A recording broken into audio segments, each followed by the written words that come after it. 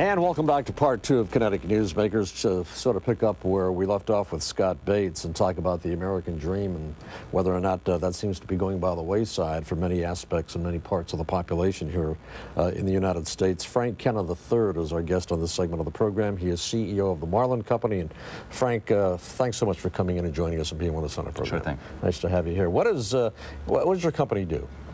Well, we're workplace communication publishers. So basically what we do is we help senior managers at companies across the United States and Canada communicate their important issues to their employees.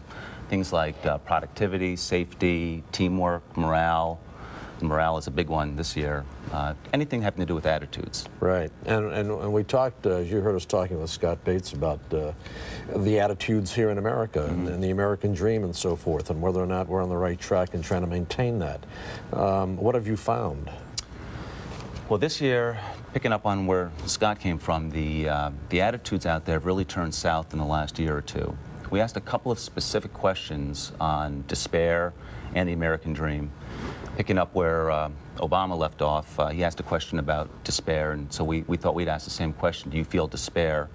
And over 30% of the people we asked, and this is a scientific survey, said they do feel despair in their lives. So then we asked, well, what do you think about the American dream? Do you feel that for yourself the American dream is still alive and well? And 50% said no. And then we followed that up and said, well, compared to 8 years ago, do you think the American dream is more attainable than it was? And 75% said no. So we're seeing a huge negative attitude out there in the workplace, and it's pervasive across all genders, age groups, professions, everywhere. And it's all driven by economics, I assume.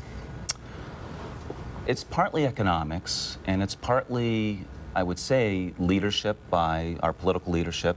A lot of what Scott was talking about is what we're picking up on also.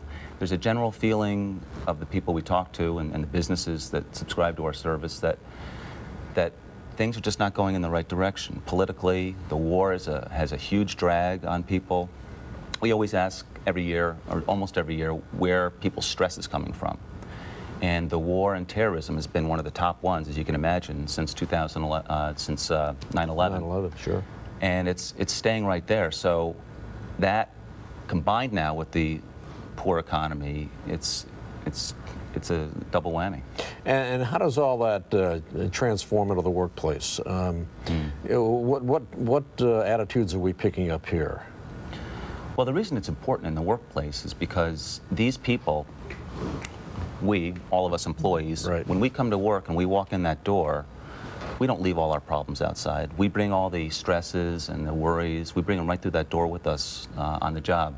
So for managers, they have to deal with this, and it results in higher stress, worse safety concerns, more accidents, sleeplessness, people not paying attention, and it has a big toll on the economy. As a matter of fact, in Friday's Wall Street Journal, there was a major story on the steel industry, and accidents are all of a sudden increasing rapidly. And one of the people quoted in it said, yeah, accidents are increasing, but we're not sure why. Well, we think we know why, and it's this general malaise, this negative feeling of everybody, and it's just translating into distractions and accidents, and it's a big problem. And you know, with mergers going on and jobs being shipped overseas, I would also assume that most people, I don't know what the percentage would be, say anywhere between 60 and 75% have to be worried about whether or not they're going to have a job a year from now. I mean, just retaining employment has to be key. You know, actually, we're seeing concern about people's jobs staying at about the same level. It's a moderate level. We're not seeing it increasing. We're seeing concerns. The big concerns are right now the war and the economy. Those are the two big concerns that are affecting people. We think, and we're seeing, that most employees are actually feeling that their job is sort of a refuge for them because it's something they can control. They go to their job 8 hours a day. I know I have to do this and this and this, and then I go home and I can control it. Whereas the economy, I can't control that as a single person. And the war, I certainly can't control that. So those uncontrollable stresses really weigh people down. And unfortunately, they're the ones they can't do anything about.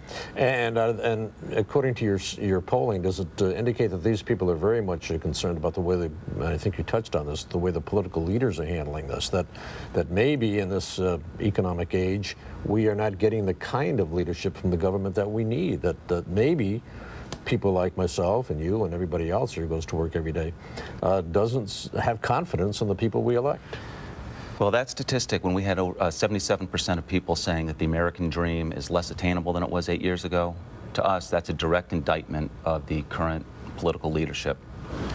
There's just no way around it. 77% in a poll like this is just a huge, huge number. So getting to what Scott said, I agree. Get out there and vote, because this year's election is more important than ever. I just wonder if people think that the issues are those that politicians can deal with and perhaps solve, whether it's that or whether or not they feel so unsure, that we feel so unsure about things, that these problems are so unique and so monumental that no matter how brilliant and daring the politicians might be, there's nothing they can do about it. Well, you know, this poll is on attitudes. And the reason we track attitudes is because they shape the workplace in this case. And in the same way, attitudes shape our economy in large part. We believe that the attitude that is set by the political leadership, the President, the White House, and on down, is more important than the actual actions, the specific actions they take. When you look back on the Kennedy years, the Reagan years, the policies, while they were pretty good, what was more important was the attitude that was set by the leadership. And that, I'll give you an example. Right now, the attitudes in Europe about the United States economically and political leadership are, I don't know if they're at all-time lows, but they're very low. That translates into a weaker dollar against the European dollars. That translates into higher oil prices. That translates into all the problems we're talking about.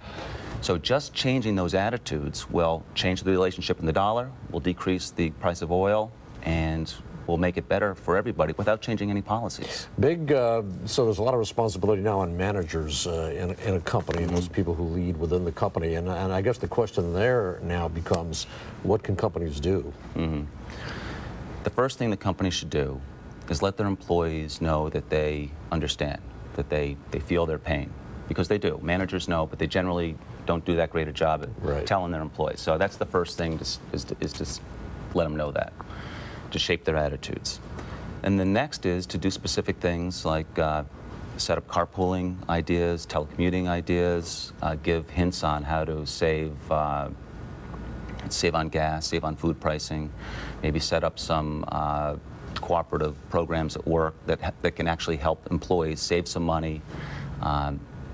Counseling, if they have that type of program, a wellness program, do that. Gym memberships, anything that can get a more healthy lifestyle in either attitudes or physically through exercise. There's a list of things that people can do, but they've got to do them. Frank, thanks so much for coming in. We appreciate the information that you have for us, and certainly something that the politicians are going to have to deal with, and the managers inside companies down the road. Yep. Frank Kenna III, CEO of the Marlin Company, our guest in this segment of the program. Part 3 in a moment.